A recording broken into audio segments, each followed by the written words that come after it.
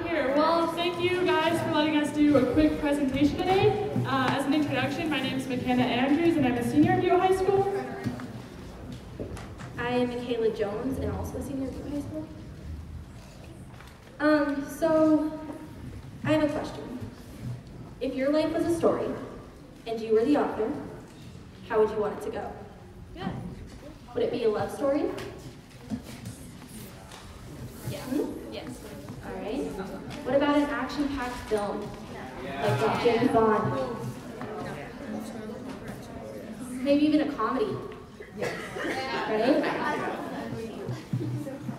But inevitably, there's a few gloomy chapters in every story, right?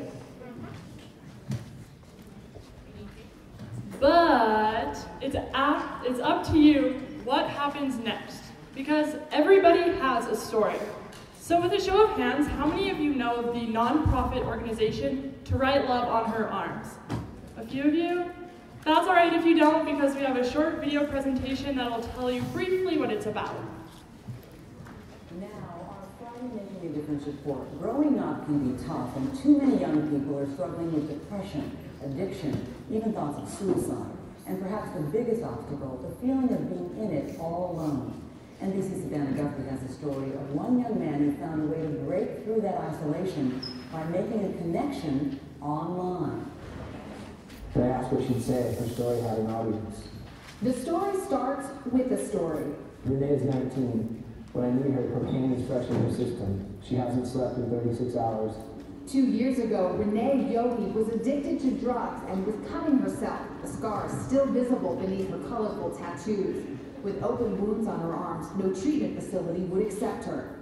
I was too great a risk. They didn't think that, they didn't know if I would make it through detox. So for 5 days, until she could get treatment, Jamie Torkowski and a group of friends kept Renee sober and safe. Take a broken girl, treat her like a famous princess. Tell her something true when all she's known are lies. Jamie wrote a 2-page story about Renee and posted it on the social networking site MySpace. Remembering her scars, he called it To Write Love on Her Arms and printed the unusual slogan on t-shirts to raise money for her treatment. Then something unexpected happened. Thousands of young adults found isolation, and an online community was born. The site now has more than 200,000 members. We kind of stumbled upon a conversation that felt really significant, and maybe one that represented people everywhere. The group posts blogs, answers that. They killed the outlet. It goes back on to sit there. Sorry. Just making sure you're all paying attention. Okay, we're good. Okay.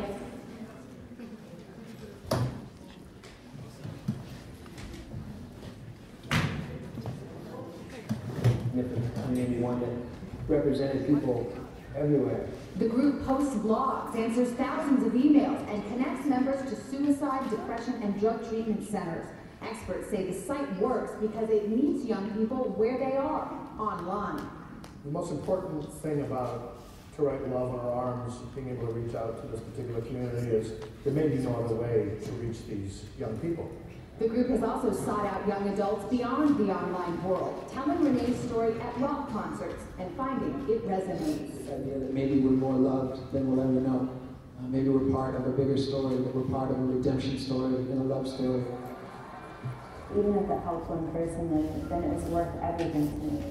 One person's story of recovery that has helped many more. Savannah Guthrie, NBC News, Washington. So, again, if your life was a story and you were the author, how would you want it to go? Right now, there's a bigger story happening right before our eyes. It's in our hallways, it's in our classrooms, and it's in our schools. There's a conversation that needs to be had. They are not American issues, not white issues, or emo issues. These are issues of humanity, problems of pain that affect millions of people around the world. We are honored to be part of this story of hope, of inviting people into this conversation and being a bridge to healing. But before we can do that, I think we need to know the facts. Suicide is the third leading cause of death for youth ages 15 to 24. Suicide is the fourth leading cause of death for young people between the ages of 10 and 14. 2/3 of people who struggle with suicide do not seek help. But here's the greatest fact. We are the numbers, meaning that we can change the numbers. It starts with the first step, you. Which leads me to ask today, what is your biggest fear? What is your greatest dream?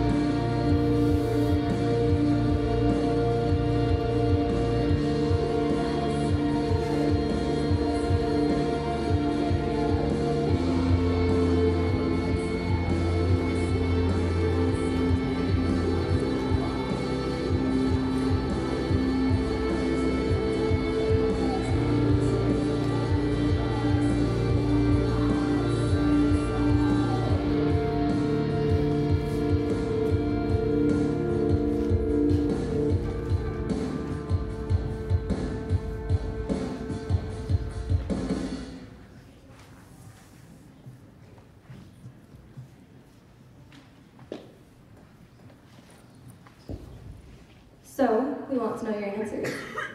What is your biggest fear? What is your greatest dream?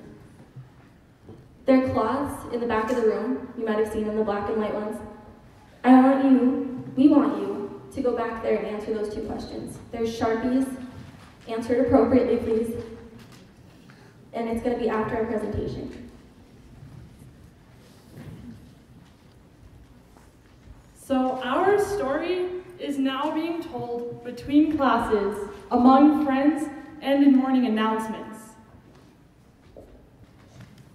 It is our story, but it is also your story. We are all the storytellers. You came into this world with a voice to laugh, to cry, a voice to scream or to sing, a voice to tell the world what matters. You have a voice that deserves to be heard. There is an undeniable power in high school students, with the way our passion combines with our kindness to create change. We want you to tell your story to your friends, your classmates, even your teachers. You have a voice that can change our community. impact of this simple idea is yet to be told. We hope to see a movement rise up that declares love and acceptance, holds stories over stereotypes, and makes conversations about hard issues more common. We're inviting you all to listen to the very stories surrounding you every single day. We are inviting you to truly live your own stories. Mikayla, life is like a book. Some chapters are sad, some are happy, and some are exciting. But if you never turn the page, you will never truly know what will happen in the next chapter. So we really appreciate all of your guys' time today and listening to us. If you get a chance, you can support the Storytellers campaign and buy one of our Storytellers bracelets out in the hallway. They're $5 each, and all of the funds go to treatment and recovery for people currently struggling with these mental stigmas. Thanks again for your guys' time today. You all are amazing for being here. You all rock.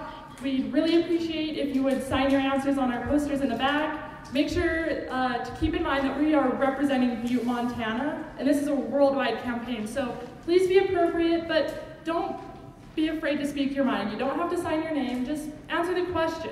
What's your biggest fear, and what's your greatest dream? Thank you, guys.